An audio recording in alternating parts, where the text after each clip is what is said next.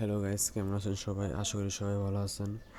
তো আজকে আমরা দেখাবো কীভাবে ফুল মার্কেট সহ রেজাল্ট বাইর করতে হয়। অনেকে এখনও জানা নেই কীভাবে ফুল মার্কেট সহ রেজাল্ট বাইর করতে হয়। তো আজকে সম্পূর্ণ ভিডিওটা দেখাবো। তো প্রথমে আমাদের ক্রোম ব্রাউজার বা গুগলে চলে যেতে হবে। তারপর যদি রেজাল্ট দিয়ে চার্জ দিই, ওইখান থেকে দেখলে কিন্তু আমাদের শুধু পয়েন্টটা দেখাবে, সরি শুধু রেজাল্টটা দেখাবে, কিন্তু কোন সাবজেক্টে কত পাইছে ওইটা দেখাবে না। তো আপনার নামে প্রমাণ সহ দেখাচ্ছি, এখানে যা আছে ওইভাবে দিয়ে দেবো।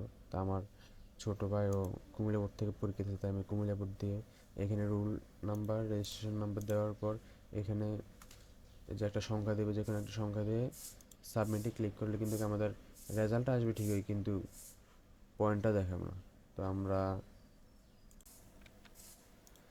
তো আমাদের সবগুলো ফিল আপ করার পর এখানে সাবমিটে ক্লিক করে আমাদের রেজাল্ট আসবে ঠিকই, কিন্তু আমাদের কোন সাবজেক্টে কত পেয়েছে ওটা আসবে না।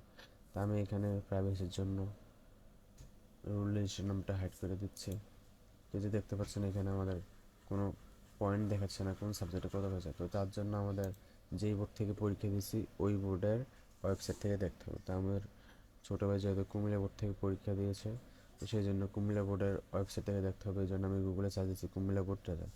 তো আপনারা যে বোর্ডে পরীক্ষা দিয়েছেন ওই বোর্ডের নাম লিখে সার্চ করবেন, তাহলে পেয়ে যাবেন। তো এখানে প্রথমে আমাদের ওয়েবসাইটে চলে আসছে।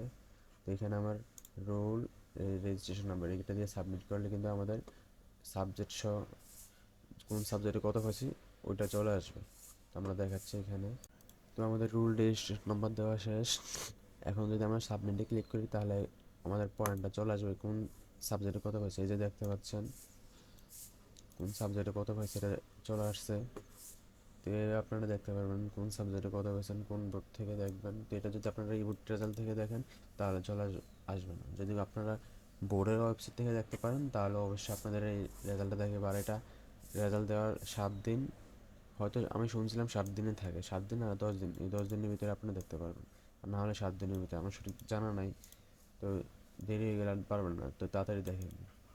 যদি ভিডিওটি ভালো লাগে তবে অবশ্যই আমাদের চ্যানেলটি সাবস্ক্রাইব করে আমাদের পরিবারের একজন সদস্য